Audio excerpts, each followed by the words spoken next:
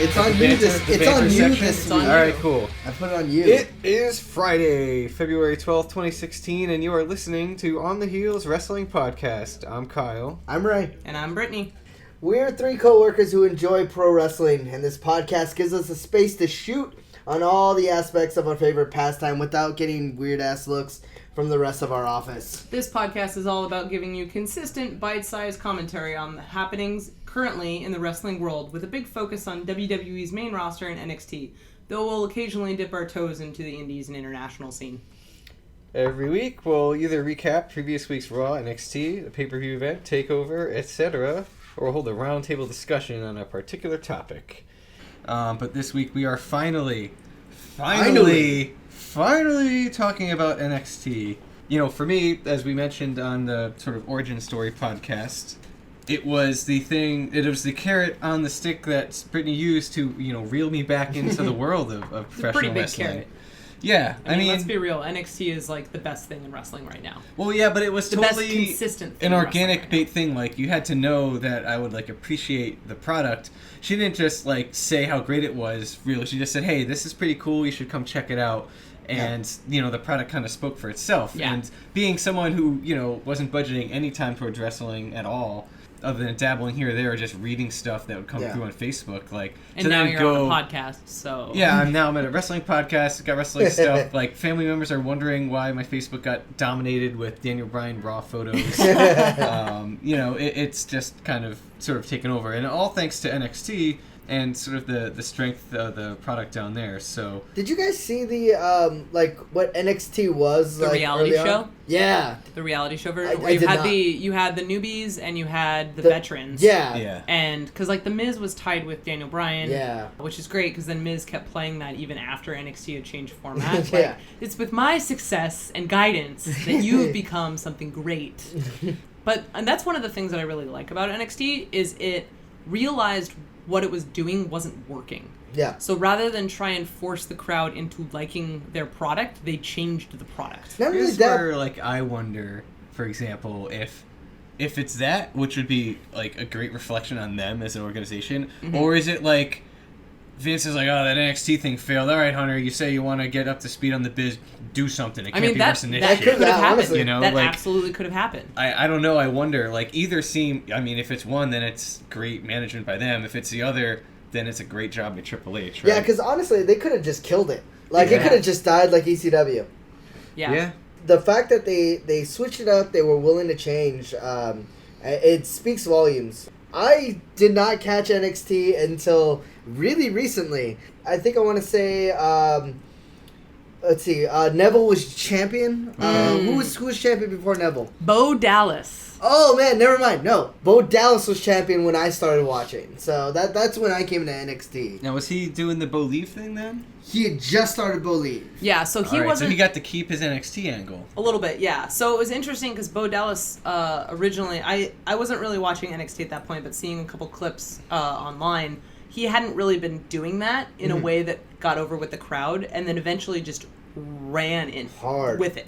And it's just I'm going to be the most positive person here. I love Bo Dallas. Right. It's it's interesting because it's almost like that same idea as what the New Day did, right? Yeah. It's just on a completely another level. Yeah. But it's almost like you had this test case in Bo Dallas. Yeah, he did.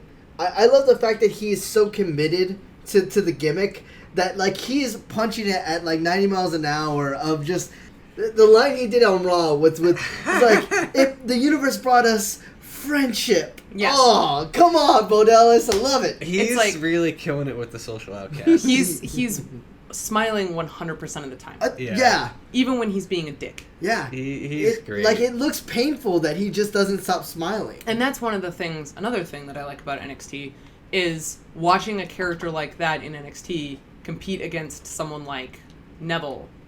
That is something that can actually happen. You would never ever see that on the main roster. Yeah, there is a tendency for them on the main roster to sort of anchor characters. Yes. Certain characters can only fight certain characters, and when they're going to enter certain rivalries, they'll leave some of those pieces behind. Mm-hmm. Whereas on NXT, you can get the two completely different tastes, fighting each other. You can get heels fighting each other. Yeah. You can get for example, when Carmella fights sort of a generic other women's wrestler, Mm-hmm. right? Like Someone that who's- person's just doing their sort of generic I'm athletic whatever thing, and then Carmella's doing her whole shtick. Oh, yeah. Right? Yeah. Or you could have Carmella versus All Red Everything, and they're both trying to one thing rock the I don't I'm the like. diva angle, and Yeah. there isn't any worry that which one's going to be the diva more. Well, I know we Yeah, all there's know no the answer, worry but- about like whether or not they're encroaching on each other's gimmick. Yes. Best And- example, sorry to interrupt, Sami Zayn Neville.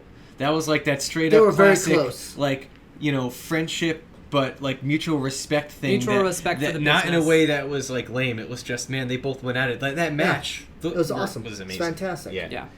Who is awesome and what is great about it? Like, I mean, we just rattled off easy examples and we haven't even probably hit the ones we were thinking of when we thought of it.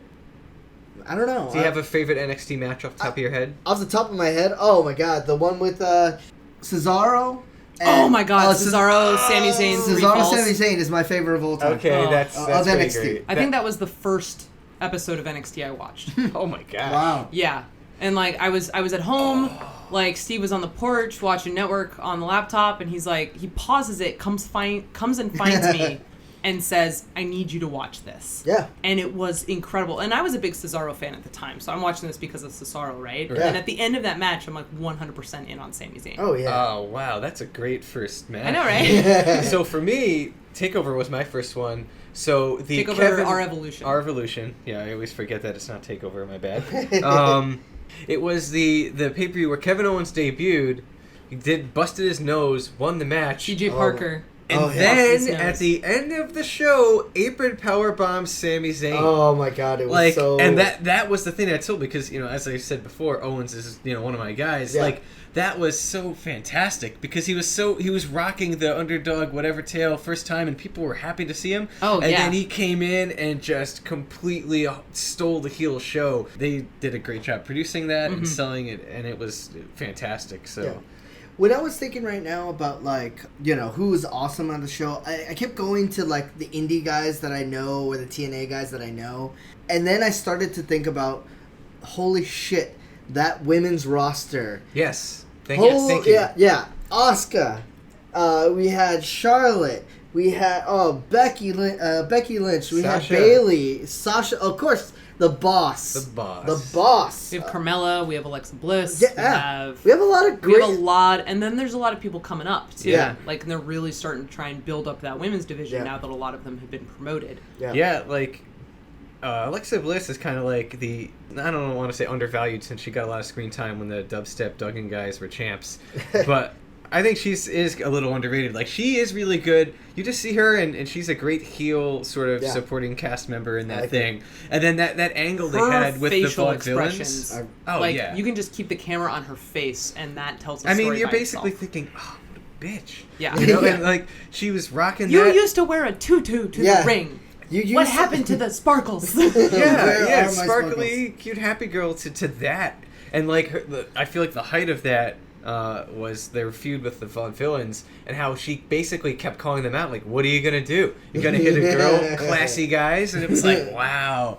Wow. that was really well done. I mean, and we could blow the whole podcast in another one, talking only about the women. Which we probably will in the We future. probably will in the Yeah. future, so we'll save that just for another time. Yeah. Talk about the 4 horsewomen. So Yeah. that was your favorite match. Like Ray mentioned the Cesaro with Sami Zayn. Is that your favorite NXT match? I feel like I know what the answer to yours is. You gonna know be. the answer to mine. I mean, the Sami Zayn Cesaro one holds a special place in my heart just because it was my first. Yeah. But my favorite Sasha NXT match Bailey. is the Sasha Bailey in Brooklyn. Yeah, I'm And I probably think gonna part of change that is part of that is because I saw it live. Yeah. Which I mean holds more meaning that way because Yeah. I was there and I got to experience the crowd reaction, which is a huge part of the show. Yeah. But it is the culmination of a 2-year storyline. Yeah. And I think that's one of the things that NXT does really, really well, Yep. is they remember the history of their characters. It's not this 3-month or 6-month timeline that Raw has, where it's totally okay if, we forget that this character did this. It's like, no, now It's they're tied interesting, together. right? They do the 2 years, but then they also have the ability to do really quick ones too. They do. Yeah. So like that to me has like been just as impressive. You know, Yeah. like they don't. If something's not working, they'll just move on. Yeah. Or if something's not working, they'll try and find a way around it. Like, I absolutely love American Alpha. Yeah. And Jason Jordan debuted as a singles wrestler, and he was just not connecting He at was- all. And he also Talking kept... Sheamus levels. Yeah, he was... Yeah, definitely Sheamus levels. He also kept getting teamed with the wrong guy. He did. The thing that would have happened if it was Raw, and I mean, we get so much so that they found a way to turn it into a good story. Right. Yeah. So it was like, if this was Raw, he would have just immediately been like demoted to main event or superstars, right? Yeah. But instead, they found a guy that they're like, this guy has the charisma that Jason Jordan is missing. Like, so let's put him in a tag team with Chad Gable. Yeah. And if you watch Breaking Ground, Jason Jordan's like, oh, well, I don't know. I didn't really feel about it initially. But then you see Jason Jordan kind of come out of his shell. Oh, my God. He just relaxed. He just relaxed, and he's got this buddy in Chad Gable, and they're just the best. The absolute best. They're riffing off of each other. Yeah. But they're both extremely good wrestlers on top of that. Oh, yeah. It was funny. I remember, like in our wrestling buddies Facebook group, after one of the episodes, I just wrote a post. I was like, "Gable's the fucking man." Yeah. And I kind of actually expected some people to be like, "Oh, what are you talking about?" And like immediately, everyone's like, "Yeah, man, he's the best." And He's the best. So yeah. Like I so don't think good. I've ever heard anyone say anything negative about Chad Gable. He's... If I could, I would replace every towel in my house with Gable. I had someone's like, "Oh, I'd replace every hand towel." I'm like, "No, fuck it. I would replace every towel, like hands down." William and Gable. I'm gonna add another one to the pile. Oh, the Fatal 4-Way with the women. Oh yeah, that was great. That was good. That was good. It's it was. I mean, Charlotte was at the top of her game. Yeah. Sasha was just about getting over. Yeah. She had that like arrogance about her, but you could also tell that there was the confidence. Yeah. But there was also the cracks. Mm-hmm. And I think that's where the audience was really starting to connect with her. Yeah. And that's when like Becky totally broke out because I remember not being all about at all about Becky. Yeah, no, right? and a lot of people wrote her off. A lot of people wrote her off, and then she was in that match, and it was like, oh no, she's actually good. Yeah. Yeah, my favorite match for NXT has to be Sasha Bailey as well. Was that the one in Brooklyn? Was that 2? No, that was the first one. Second match was the Iron Woman match. Oh yeah, Iron Woman at Full Sail. You know what? Which also was good. Nothing could have met that first match because of all the stuff with being in Brooklyn and all that and the crowd pop. But like, what was better about that match was how Sasha got a cry mid match. Well, I was like steals ridiculous. her headband, cries, throws it. Like. Great because like that it garnered that reaction, not like that I like. Not just that. It's you have the so clear. When the heel characters are still so popular, and that the crowd's like, yeah, sure, you're a bad guy, but whatever. And like that was how Sasha was like, no, really, like I'm a bitch. Yeah, and I love it. This is how you're going to hate me. And it's like every single person in that arena, you could feel at the same time, like you just made a little girl cry. Oh yeah, it was literally stealing candy from a baby on TV. It was perfect. Oh man, so so going forward, what are you looking forward to? Oh man, I always look forward to any Samoa Joe match. Samoa Joe is one of my favorites from ROH, from TNA. He is so good on the mic. He doesn't need to yell. He never needs to yell. Yeah. He just he's just very intense, and he just tells you what he's gonna do, and I love that. I think heels really like need to feel like they're in control. That's actually we talk about like the joke of how can Sheamus connect, and it's like there needs to be a level of you are in control and not just yelling at the top of your lungs. Mm-hmm. Like We should have. Like a cover photo or something that's like Sheamus like photoshopped on a Connect 4 box. But I honestly I can't wait for Hideo. I can't wait for Hideo. Yeah, Hideo needs to come back, and he needs to come back hard. So just remember this. One of the things that I really like about NXT, and Kyle has heard me complain about this a lot, I hated Dana Brooke. Absolutely hated her. Yeah. Oh man, one of the few times I think you've actually been mad at me is when I was jokingly saying that like she was one of your favorites. Yeah, and I went off on him. I'm like, how dare you? Like, I am a wrestling fan. Like, I can't believe you just said that about me. And I'm finally like starting to like turn the corner on Dana Brooke because I think she is just so good as a character. Yeah, I'm still not convinced on her. Like, I see honestly. the potential with her. I think more so than I do. How much is that skewed by seeing Proving Ground and like Ride Along and that kind of stuff? I think it was completely before Breaking Ground started happening. Okay, because like definitely I noticed that when starting to see her on there, it's kind of like that whole documentary on like an evil character thing. Yeah. Where like you start to identify and see what they're going through, and then you kind of like loosen your sort of thoughts. Like, I think it was ultimately the match she had with Asuka during Asuka's debut. Oh, yeah. Because the whole point of that match is to make Asuka look good, right? Yeah. Because we all know she's good because she's being signed from the Indies and she has a really long career.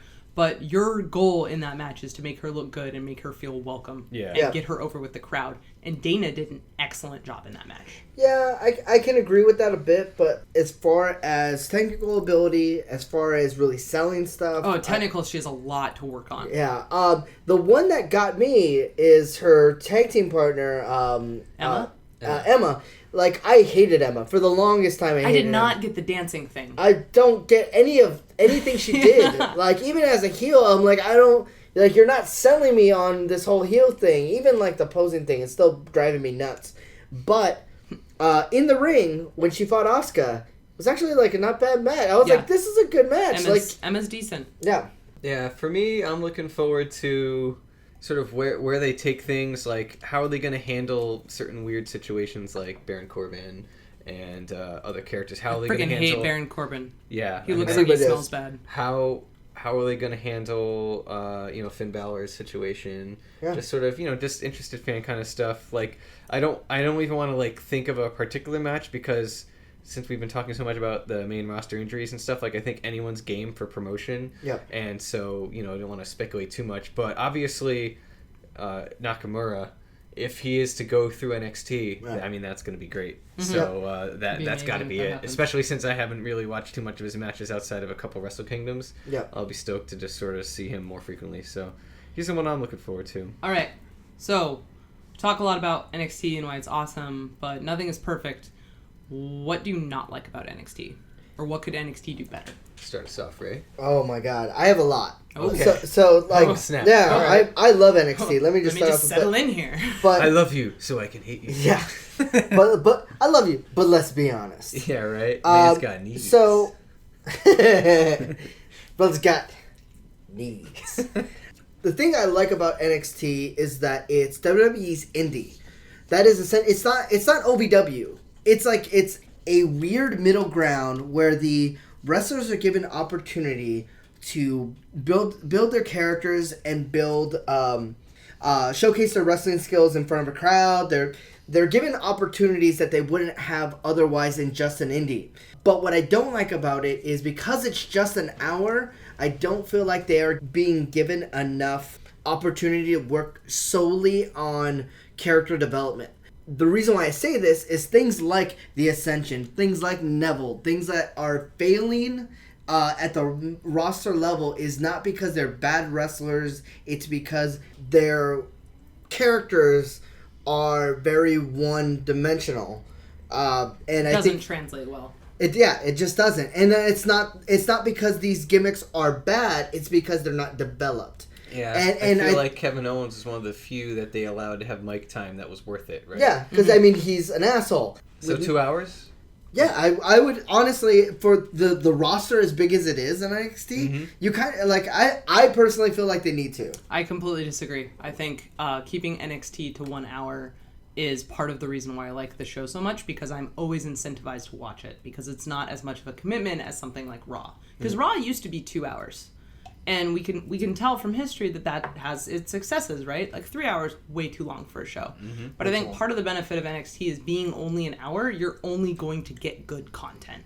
Yep. And I get that the point of the show is to build up the younger guys so that they're ready to be promoted and whatnot, but it makes them work that much harder knowing that those slots are so limited. Yeah, but sometimes you get the thing that I'll nominate as what I think sucks is, and you'll see this a lot on in between matches on the build up to a takeover, is really short, sort of like my dad would call it tomato can matches, where they just bring out these guys to get smoked like within 2 minutes. Even if that person who's winning's angle isn't to win fast, right? Like when it's Baron Corbin, it's like, all right, whatever. God, like, he's gonna beat angle. But like even like the all right, Samoa Joe versus local guy, whatever, beats him in 2 seconds. And sometimes you'll have an episode where that happens 3 times because they're trying to fit in all this building. Like, oh hey, yeah, this guy's wrestling soon. He's gonna smoke this guy that nobody's heard of, and then the other guy's gonna stand at the top of the ramp and sneer at him. And like, there's been a few episodes where they kind of do that like 2 or 3 times. Yeah, and because it's just an hour, that's noticeable. noticeable. And it's funny because they actually end up doing the opposite a lot too. They'll end up bringing in someone who doesn't even have entrance music, who someone new that they're eventually going to build up, but is essentially jobber status at this moment. Yeah. And they'll have a 5 to 10 minute match with someone who is a named member of the roster. Like Carmella will wrestle someone else who hasn't really had that's awesome. That's awesome. And that's why NXT, it's not predictable. Yeah. Like the main roster is. Like, I would just say if you have a jobber come out, you know in that moment in the main roster that jobber's going to lose. But if you have someone come out who's new, you don't actually know what's going to happen. You're fairly certain that the big name's going to win, but you know you're going to watch a good match and you're going to be entertained either way. Yeah. Well, except for the cases when they lose in 10 seconds.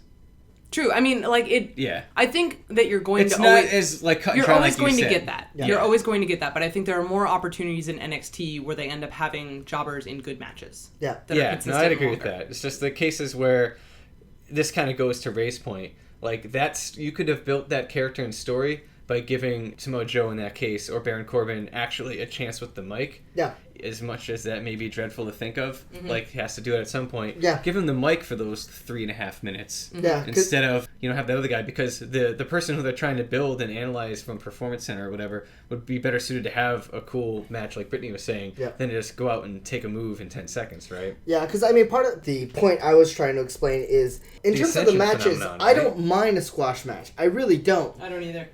3 squash matches in one. I don't know. As long as you're willing to, within the scope of a show, tell me a story. And so a lot of these guys, look at Neville, in 30 seconds can talk. When he's given a promo, he can talk in 30 seconds. That's great. That's fine. That's fantastic. But as soon as you put him on the main roster, they're not going to give you 30 seconds. They're going to give you 2 minutes. Can you survive in 2 minutes? Not with his accent. Yeah. Kevin Owens can. Same thing with Cesaro. I would listen to Kevin Owens talk for 3 hours. Yeah. He's been around for a very long time, and he's been a heel for a very long time, and that is his comfort zone. I just remembered, like, a previous episode where you felt the need to talk about the zoo thing. He is a fan of rhinos, both in NXT and in zoos. He has mentioned this before.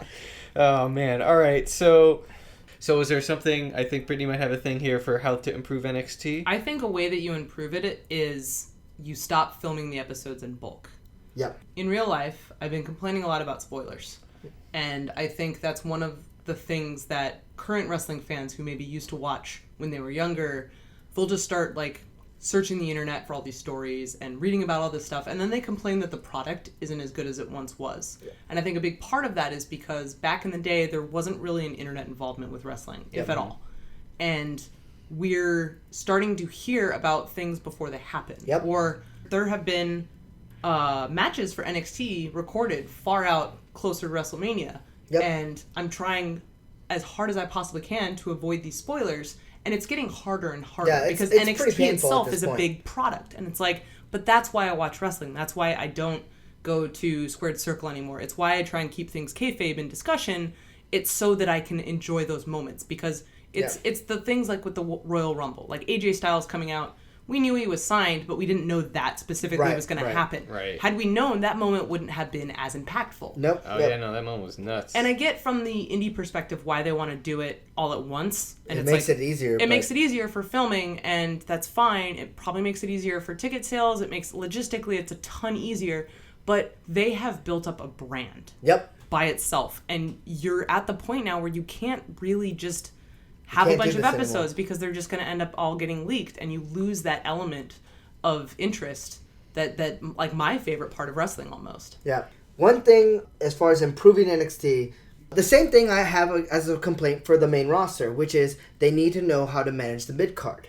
When you have a fairly sizable roster, that's why they had the Intercontinental title, they have tag team titles, they have all these different intermediary titles to kind of manage the storylines. Mm-hmm. Now in NXT, there's only one singles championship and a tag team championship and one women's championship.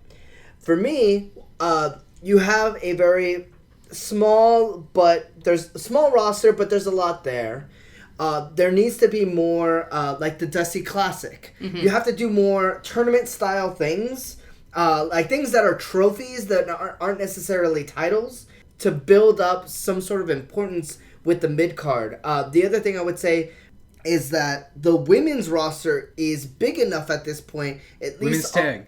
Huh? Women's tag. Women's tag. Yeah. That's actually... oh my god. Yeah, so that's, to me, like, I will talk about this in another episode, but when we talk about women wrestling, as big as both of these rosters, both on the main and on NXT, if you are talking about a revolution and trying to build the women's wrestling, you need a women's tag team division. Mm-hmm.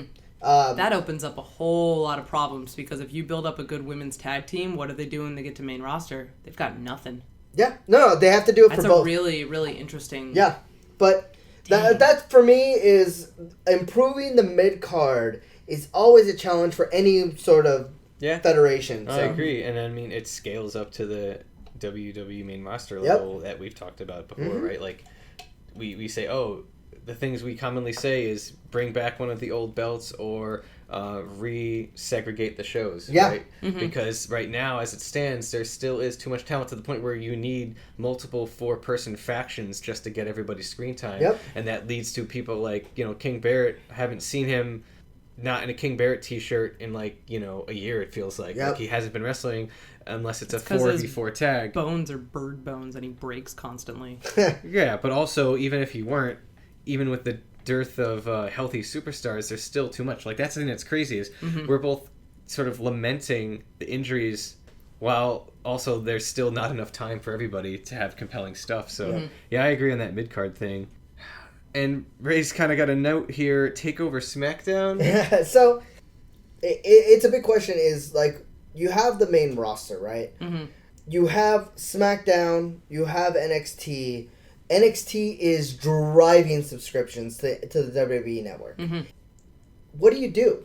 Like, what do you do at this point? Like, if you're WWE, do you they're trying so hard to rebuild SmackDown. They're driving matches now, like, from the Raw storylines. Title matches on SmackDown to SmackDown. Yeah. And they're trying their hardest, but not getting the ratings. Like, what do you do? It's weird, because I've seen some speculation that they actually don't care as much about ratings. Well, yeah, is weird. That's what Vince said at the earnings call. Yeah, but also, are they going to stick with that approach to fuel SmackDown? Because if they are, then that's just how things are going to be, and it'll be different. Or are they doing the typical thing that sort of Brittany commented on last week, which is, it's just the classic New Year thing plus USA newness, and if that eventually peters off, then you could start thinking about NXT in some capacity, a takeover ECW style thing. Is that kind of what you're thinking? Yeah, honestly, like not permanent, but just like now for a while there's a storyline of invasion, right? Because NXT is blowing up like crazy. They're selling out every single arena they're going to, and even big arenas. Yeah. Mm-hmm. So they're adding more shows for their road shows. Like the Chicago one sold out in like less than 5 minutes. So then they added another show which sold out in less than an hour. Yeah, they're at the point where if they felt like spending on it, they could have that whole group tour separately. Yeah, absolutely. So it begs the question, like, what does NXT evolve to? Does it stay? Does it live on the road? Does it stay in Florida? Does it? What does it become? I don't know. It's interesting. Like it's going to be, and it is in some ways like a hostage to its own success, right? Like even just us saying things like main roster, when then we've at times said NXT programming getting promoted has been, is not good. Yeah, we said getting promoted is not good. We've also admitted. It's not even like an admission; it's more just a statement that like it's had better runs of content for like multiple weeks. So. Yeah. And I'm sure at first that was like disruptive and crazy. It seemed to be more accepting of it and trying to harness it now. But how does that go? Like if it continues to outperform Raw, like in terms of a entire show basis, like how do you handle that, right? Yeah. And definitely the phenomenon of like the bridging the gap between moving from one roster to the other. Yeah. Because if you're get invested in characters like we did with almost all the NXT characters, then you got to wait through their period of adjustments in WWE stinks. Like for me as a fan of Sasha, like she just now is returning to the Sasha of old. Yeah. And it took how long? 6 months? 5 months? They debuted like June-ish. I feel like the end-ish of Sasha was like I'll view it like, Iron Woman match, right? But she still was doing both at the time. She was doing right? both for a bit. Same but as we Kevin had to Owens. wait this long for that to happen, so it basically felt like all the wrestlers that we liked that were promoted, we kind of lost them for 4 months. We did. Yep. Which all except for the one exception, which is Kevin Owens. So going back to Ray's comment about how you make SmackDown awesome when you have something like NXT, and also kind of like building on that idea of, does NXT just become like a touring thing? So I think it's really interesting when you look at kind of the information that they bring about on the earnings calls, right? That NXT is driving people to the network, that ratings don't necessarily matter anymore. But now look at the similarities between SmackDown and NXT. You have them both pre-recorded. You have them up after the fact. Like, that itself is a very big thing. Like, I don't necessarily like going to SmackDown shows because they're not live, and I know they're not going to put as much effort into it. Yep. But if I was in Florida, hell yes, I would go to an NXT show. Yeah. And it's the same filming format. So why is it different in that regard? And it's because the characters are always giving 100%. And I feel like SmackDown it's like an 80% show. Yeah, it's like they need to fix that from within, right? Like, they do. The internal perception of the talent and everybody involved that you're on the B level if you're on SmackDown is the issue. Like, they need to find a way to make...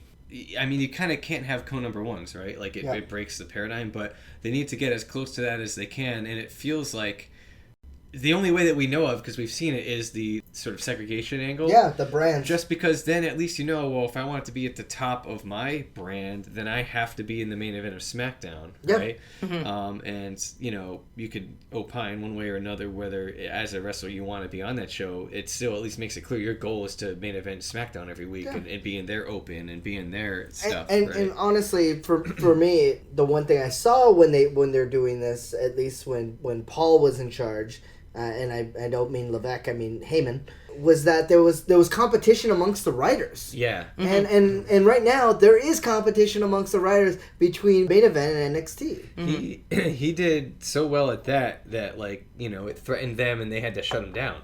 Like, it got Vince mad. Like, that's how well he was Vince was doing, getting outplayed. He was outbooking Vince. That needs to be, if they could find a way to sort of harness something like that in a way that they're on board with, it would be pretty good. But I do think making NXT a touring show would be a mistake. Because part of NXT is they're saying, like, the future is now, right? Yeah. It is their path to bringing wrestlers up so that they can be ready for what it is they need. So if NXT did become a touring brand, they'd have to start all over. Yeah. With building something. NXT. There'd have to be some sort of other indie promotion near the performance center that doesn't tour, so that these guys have practice and access to resources to help them become better WWE superstars. Yeah, in terms of, like, the touring part, I feel like they're doing a good job of just, like, okay, we're touring, and then we go back. They're house shows. Yeah. They're perfect. Yeah, and I think they have nothing to do with storyline. You get to see all these wrestlers. There's no pyro. There's no major thing. Like, it's when great. they show footage of it, it looks like they just had Corey Graves standing there with his iPhone, right? When they show, like, when they had the Dusty tournament, and they're like, oh, well, this match actually happened at the San Antonio house show, and you look and it's like, the lighting doesn't matter, nothing really matters. It looks so good. Like, it looks so good that it's so bad. You know what I mean? have that one clip where Finn Balor hurt his ankle, and Bayley comes out and does his entrance, like with the leather jacket and everything, and does the arms up on the turnbuckle. It's like, that wouldn't happen in NXT because it's like Disneyland characters. They're not allowed to really talk to each other on the show. Can't look eye to eye. Can't look eye to eye. We can't acknowledge the existence. We're in different divisions. But you can get these cool moments in house shows because these guys are coworkers. And they're trying to cheer each other up. Yeah, well, I'd agree on the touring front. It's just, they're in that weird kind of, it's like that indie band that's made it sort of big, and now, like, you'll never, if they go one step too far, you'll break them, right? And so, like, we all don't want them to be broken, but also, they're good enough to be broken. So, how's that going to go? And also, WWE has a tendency to get greedy sometimes. So, are they going to get greedy? Are they going to ruin this? Right. I really hope not. Yeah. That'll about wrap it up for this week. If you like the podcast, you can find us on Twitter at OnTheHeelsWP and on Facebook.com/OnTheHeelsWP. And we are on iTunes, finally. Yeah, I got you buddy. on iTunes. Oh, man. Hit that explicit podcast. iTunes, you can download past episodes or subscribe for future episodes. So hit that subscribe button. Yeah. Keep it tight. Keep it tight. Keep it tight. Like us, follow us, tell your wrestling buddies, tell them all about us. Feel free to tweet or message us random wrestling stuff, and tweet us if you got any subjects you want us to hit. Tune into our next episode where we'll be recapping recent episodes of Raw and NXT. Thank you so much for listening to On the Heels Wrestling Podcast, where we will forever ask the eternal question, will Sheamus ever connect with the audience? He needs to keep it tight. Keep it tight! Keep it tight! Even when he was loose, I don't think it was working out. Remember that old mohawk? It was pretty bad. Oh, man. He was so bad. Oh, well. Someday. He's dumb. He's dumb. He's dumb. I think that's where you cut it for this episode. He's dumb. Sheamus, you're dumb. Oh, man. How about...